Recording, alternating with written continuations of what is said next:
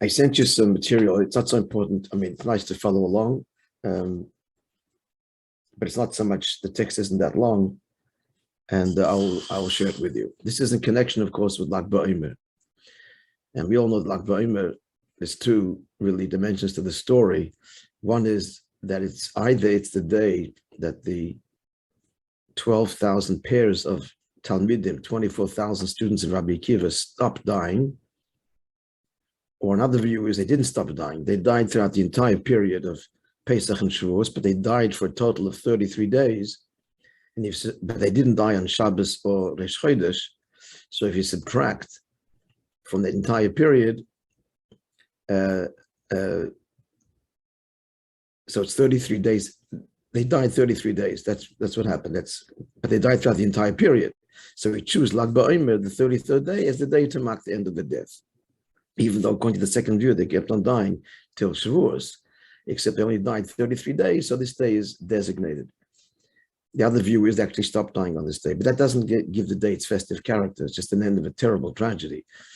What's more paradoxical, makes it the festive character, is because years later, one of the 5 students that did not die of Rabbi Akiva, of whom he based the entire future Judaism and the transmission of Torah, one of them was Rabbi Shimon Bar Yochai, who authored the Zohar, and he passed away in Lag BaOmer years later, and he said on the day of his passing, today should be a day of a Yom Tov.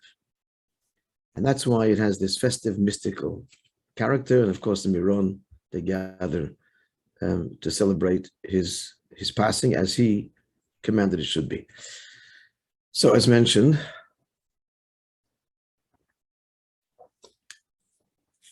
Rabbi Shimon Bar Yochai was the author of the Zohar. And just to refresh your memory, the Zohar, which is a classic work of Kabbalah, was a work that disappeared for millennia. It was only rediscovered by Rabbi Moishe de Leon from Spain some 400 years ago. It was authenticated subsequently by the Arizal, a universally accepted authority in the Jewish world, who founded, he actually founded the first yeshiva of the study of Kabbalah, which is based on the Zohar. And the Hasidic movements, starting with the Baal Shem Tov, is an extension of that, is based on the teachings of the Arizal. So all goes back to Rabbi Shimon Bar Yochai. Rabbi Shimon Bar Yochai authors the Zohar, which is one of the seminal foundational works of the Kabbalah, the Arizal, and then comes the Baal Shem Tov and his various disciples and the various Hasidic dynasties. So we're going to learn a very famous story. I guess we'll start this week and continue. You have to remember, but it's very deep in a cliffhanger. It's one of the most intriguing stories of the entire Talmud, the entire Gemara. And the whole story to begin with is a mystical story. It's not like it's a story it's a story, a simple story, and then Hasidus or Kabbalah explains a mystical dimension. This to begin with is a mystical story. And that is, so if you have the Gemara in front of you, I don't know which one came first, but what I'm looking at is, you want to see an arrow. There's a little arrow on the left-hand margin. It points to, and the letters, the words underlined. This is from Tractate Chagiga. The Gemara relates as follows.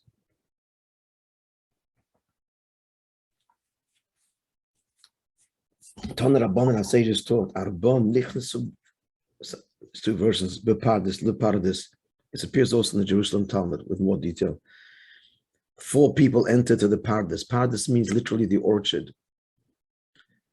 It's an acronym for Pshat, Remez, Drush, and Sod, which means the simple level of Torah, Remez, the hints, Drush, the homiletic, and Sod, the mystical. They entered into the mystical level, all the way to the deepest mystical level. Rashi says actually they ascended on high. They ascended into the heavenly realms through this study, experiencing the divine. These are the 4. Ben Azai, the son of Azai, Ben Zoma, the son of Zoma. When I say the first names, they died young, both of them. Both names were Shimon ben Azai and Shimon ben Zoma. Acher, who's Acher? Acher means the other one.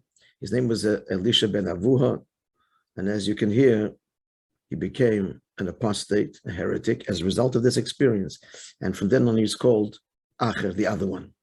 They don't even call him by his name. He was a great, great scholar, and he became a heretic. We're going to explain why.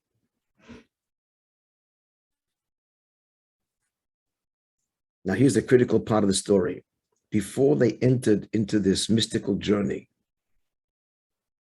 to the deepest, deepest realms of heaven, which we will explain, Rabbi Akiva says to them, and Rabbi Akiva is the fourth one, the fourth sage. Rabbi Akiva said to them, you're going to encounter pure marble stones. Now, it doesn't mean this physically, it means this spiritually. I'll explain what it means. But we're going to see that there. Al toimru mayim mayim. Do not say water, water. There's many explanations as to what he's telling them. The simple one, as Rashi explains, is it appears like water, but it's not.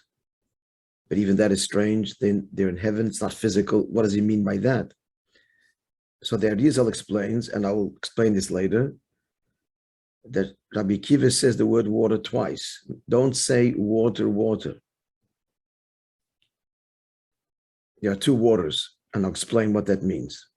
So let's just remember, Rabbi Akiva tells them, do not say water, water, because if you do, and that's your conception, he's already preparing them, then this experience will not have a good ending. He was the only one that went in peace and came out in peace. In the words of the Talmud Yerushalmi, Nichnas b'sholem v'yotze b'sholem. Chassidus says they all went in peacefully. The question is, did they emerge whole? Sholem, whole means whole. Why is the Jerusalem Talmud say that he entered in peace? It's really this, because he understood this significance. Do not say water, water, which is like right now we don't know what that means, but I will explain it. And they, even despite his admonition, they did. They saw water, water. And he didn't. We'll soon explain that. But let's continue to what happened to all four. Just to tell you, because we're going to make it very quick. So Ben Azai, he looked, he peered, and he died. Ben Zoma went mad.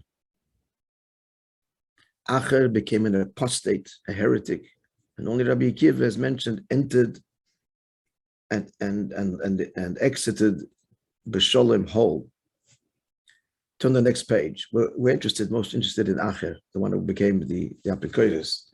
So the Gemara asks, what did he see exactly, aside from the water, what did he see that made him become a heretic? So turn the page, it's underlined there. I'll just read the first few lines. Acher Kitzitz Benetias, he cut down after became a heretic, he cut down metaphorically the plantings, the trees in the orchard of Torah. He cut it down, he rejected it, and even mocked it. What did he see? Skip the pasuk. What did he see? He saw metatrin, the angel Metatrin. This is the main angel, the archangel appointed of all the malachim. He sees the angel. He had permission to sit. In heaven, we'll explain what that means. To write the merits of the Jewish people. Now, I'll tell you in English. So Acher looks at this, and he sees him sitting there. But haven't we learned, sit Acher, that in heaven there's no sitting, there's no standing, there's no front, there's no back, there's no weariness.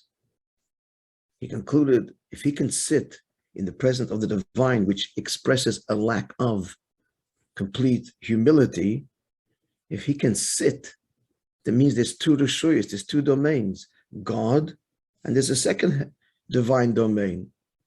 Because if God's the only authority, how does the angel sit in the presence of the Supreme King of Kings? The fact that he sits means he has a degree of independence. So Acher concludes, Shtei Reshuyos, there are two domains. There's God, and there is another domain, another divine, which the angel Metatron is in charge of. Again, why does he say that? Because he sees he's sitting. He's not expressing, the angel is not expressing his deference and complete devotion to the king, which means he has a separate domain, a separate authority. So that's the words of the Talmud. There are two authorities. There's God and there's another authority, an angelic authority. Two. And that led to him becoming, and that was his expression of heresy, which till his death he maintained, and a separate Gemara, how in the end he's redeemed. In the end he's redeemed after many years in purgatory. Let's leave the story now, or rather the history of Acher, and zero in on the story and understand it. So you recall that the critical part of the story is the preparation that Rabbi Akiva says, do not say water, water. So I'm going to share with you the meaning of the story as explained in Chassidus based on the teachings of the Arizal. And that is, friends, many of you are familiar, if not all of you, of the following fundamental teaching that the Arizal taught. And that is as follows. He explained the process of creation from the very beginning, which is, first of all, not one time, but ongoing. And that is the first stage of creation. These are the words of the Arizal. Hashem, the infinite light of God, fills all space, everything. Now, there's no physical space, it's spiritual space, but let's just get the language. Then came what's called the Great Symptom. Symptom means the great screening or concealment of the divine light. In the words of the Arizal, Silach es oirei hagodel el hatzad. He removed the great light to the side, leaving a vacuum in its place. And in this vacuum, God projects divinity, a line, a ray, a shaft, as it were, of divine light, which this divine light continues to become more and more filtered and graded as the light progresses downwards, like light that's passed through a film that filters the light that then comes out on the other side of the film, giving it color and shape. The old movies used to be light literally passing through, still is in essence, passing through a film, and you're watching on the screen how the film has completely given the light, which is otherwise boundless and colorless and shapeless, shape, color, and image and form. So the light continues to get greater and greater description. That's the spiritual worlds are all familiar with, that have names and description and attributes, 10 attributes, 13 attributes, Hashem's kindness, Hashem's love, Hashem's wisdom. All these attributes emerge as a result of the original tzimtzum, the original screening of the light that was boundless and infinite and beyond description. Now it's descriptive and it has definition, and there are attributes, the 10 spheres and so on. And then the light continues to progress downwards. This is all metaphor, it don't mean space, but we have no other language, we're human beings. The light continues to continue downwards with greater and greater description and form and finitude. In summary, pre-tzimtzum, the light is infinite. Post-tzimtzum, the light is now radically compromised and becomes finite and descriptive. We speak about the four worlds, and again, Atzilus, Bri, Yitzir, Asiyah, they have description, the attributes, the spheres, God's attributes have description.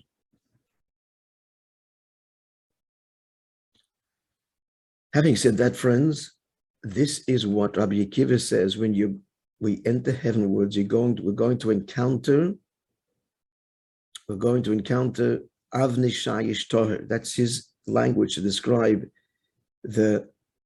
it means in English, simple translation, pure, translucent, sapphire stones, a wall, stones. This wall, friends, is the Tzimtzum that the Arizal spoke about and revealed 2,000 years later.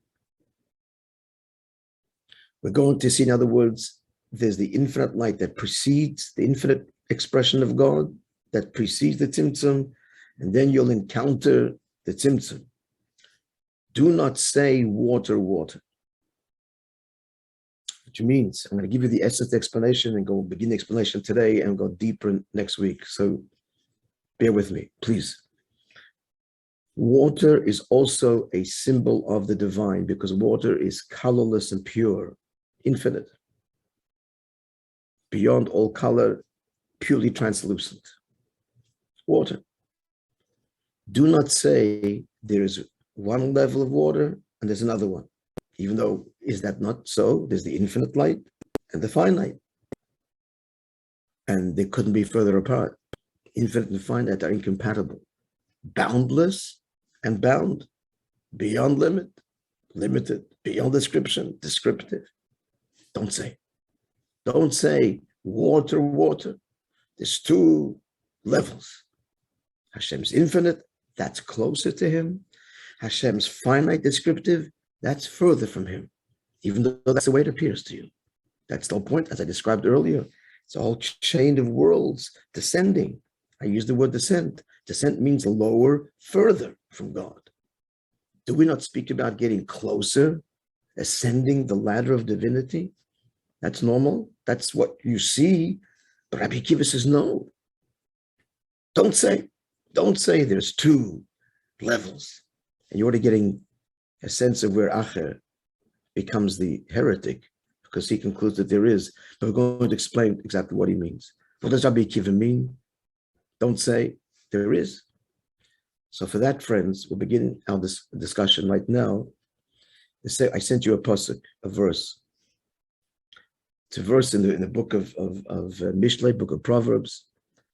The wisest of all men says like this: K'mayim panim el panim, like the face that you put in front of the water and reflects the face back. The water reflects the face back with every detail. Clear water, you're standing in front of it, it reflects your image. Kain leiv ha'adam el ha'adam. So too, says Shlomo Melech, is the heart of man to man.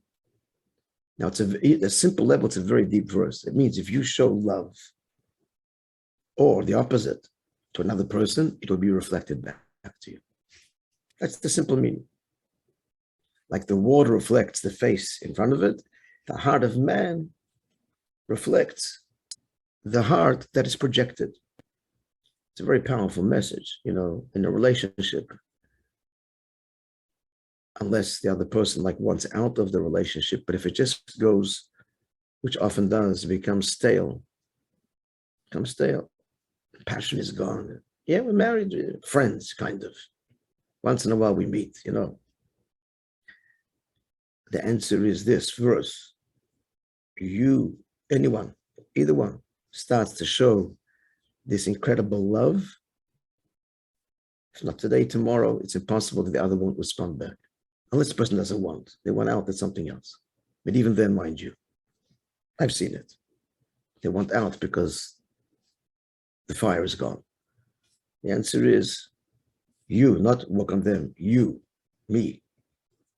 If I show true altruistic love, not love you because you fulfill me, but love me because of you, then the heart will respond back. That's the human nature. It's a very deep message of this pasuk. We're going to go much deeper now. Water, as we just mentioned earlier, is friends. It's the symbolic of the divine. So the pasuk is saying here, there's two hearts. What's the verse saying? K'mayim panim al panim, kein lev ha'adam el ha'adam. So without going to a lot of detail now, but in Kabbalah it says there's the Adam HaTacht and the Adam HaElyon. There's the lower man, that's us. The Adam HaElyon, which is the vision that Ezekiel had, Yecheskel, the Adam Shalakise, it's a reference to the divine, Hashem, to God. Now, here's the essence of the explanation, friends. So here they are ascending. They're ascending deeper and higher into the divine, higher levels, all before they get to the Symptom. These are the four worlds we speak about. The divine attributes, the light's getting brighter and brighter and brighter. It's still descriptive. It's God's Chochmah and His Binah and His Das and His Chesed and Gevurah. But the higher you go, the less the filter, the more intense the light, the more they're not separate lights, but the more they fuse in harmony. And then they encounter the pure marble stones. That's the Tzimtzum, the great contraction, the first filter, the first great screen. And they stop here. Because here, peering through the Tzimtzum, the infinite light of God. The infinite light of God. Rabbi Akiva is the only one, friends, who enters deep, deep into this infinite light. And this is what I'm going to tell you, what he saw that they could not see. And I'll tell you, we'll explain at the end why they did not see this. Friends, this is what he saw. Hit the pause button. Let me just make this very clear. These great spiritual worlds that God created and the myriads of angels. Remember Hashonim, Kippur Davening, a lot of it, all of those piyutim, those beautiful poems are incredible descriptions of the heavenly realms and the angels trembling in love and awe of God and their myriads and myriads.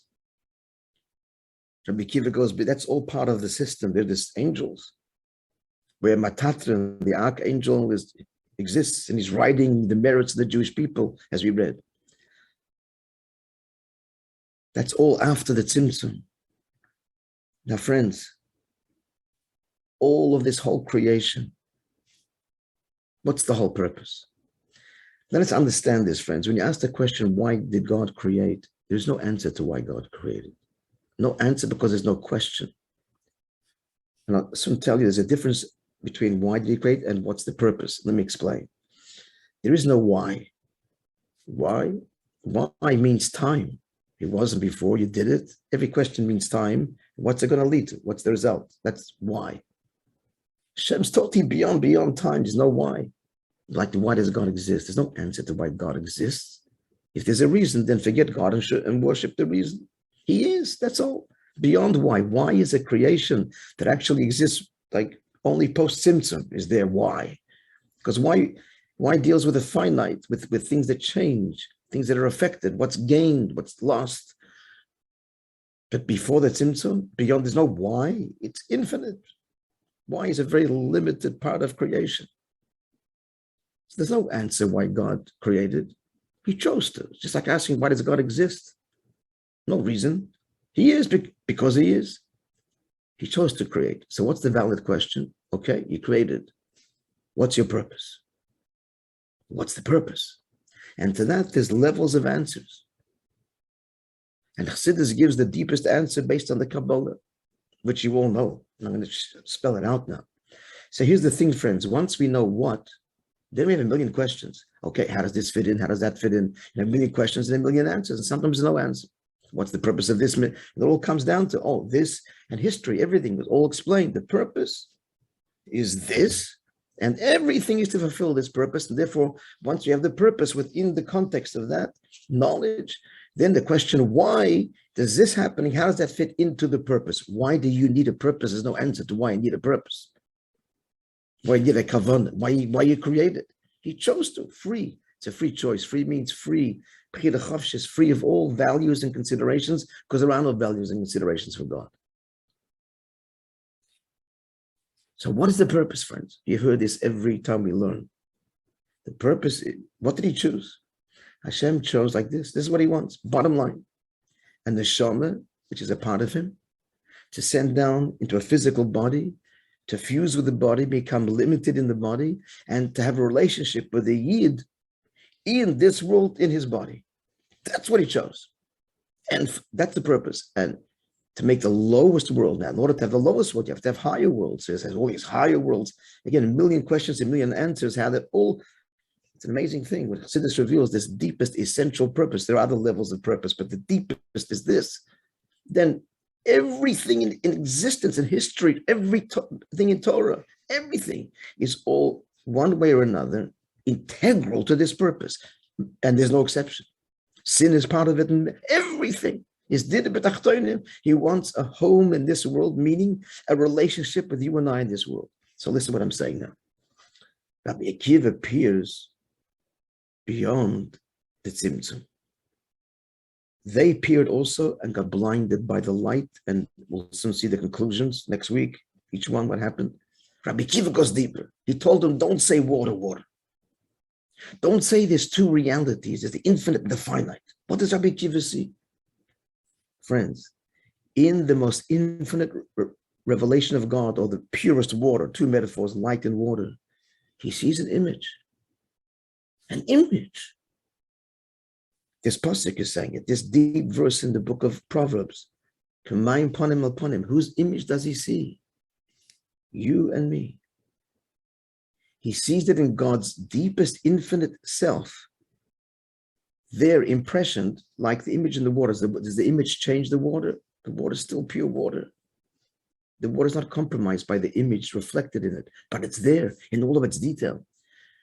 Hashem is conjured in his divine self at the highest level, you and me, because that's the whole purpose, the pleasure he's going to have from a relationship, the desire, the chosen desire of a relationship with you and me. That's what he saw. You and I are finite, friends. Listen to what's happening here. You and I are very limited. We have Yetzer Haras, we're in a body, we have our weaknesses and struggles and ups and downs. All of that is there in the infinite light, in the infinite water, the Mayim El Yoinim.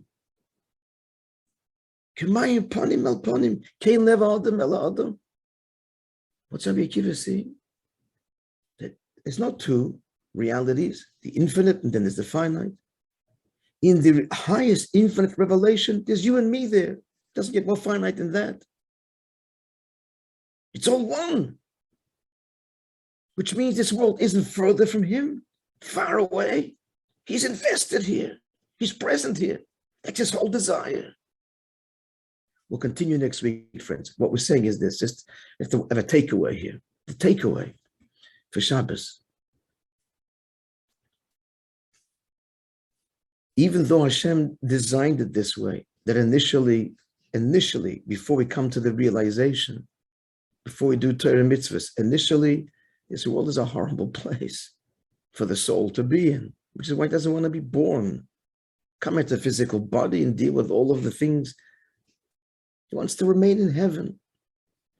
The soul has this perception that heaven is close, and it's a true experience, quote unquote, and this world is far.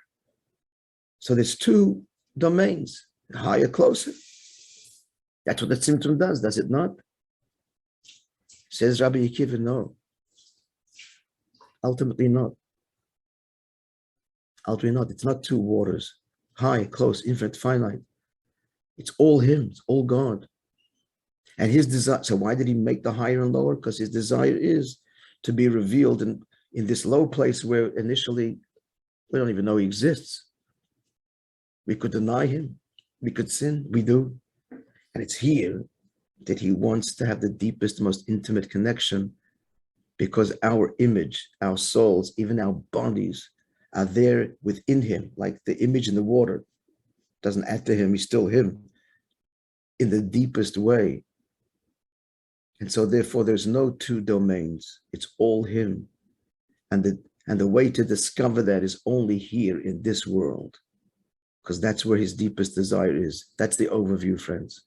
We're going to go deeper, more detail, and explain what Acher saw. He saw the angel sitting and he's writing the merits of the Jewish people, and that confirmed for him that there's two domains, friends. If Acher can sit, that means God is in his world, and Acher, or not Acher, the Matatrim, sorry, if the angel can sit, God is in his palace and he's in his palace, and he can sit. He wouldn't be sitting in the king's palace. That's what he saw. And Rabbi Akiva is trying to tell them, don't draw the wrong conclusion, which is so easy to do. It's so easy for in our lives, friends, to live this split. Shabbos is Shabbos, davening is davening, all right, family. Then we go out there in the world, and I'm very sorry, it's a different reality. That could be the attitude. Got to do what you got to do, and he's a different person there. He's in a different world, a different language. No, says Rabbi Akiva. No, that's the whole purpose. Not mayim. Two realities you live in. I have my spiritual time, and then I have my physical time, and this Shabbos, there's the weekday. It's all one. And on the contrary, it's in your weekday. That's where the real achievement is, the connection, the true nachas that Hashem has. All right, friends, we have a general idea. It's already getting late. We're getting a sense, I think, of what's going on, but there's so much more exquisite detail, which I hope to share with you. And the whole point of it is not just information, it's very beautiful, very nice, but the personal message that it says to each one of us. Now, just to mention that Rabbi Shimba Yochai was one of the greatest students of Rabbi Akiva. So this is all tied in with, of course, with Lag BaOmer. So Yidden have a wonderful Shabbos.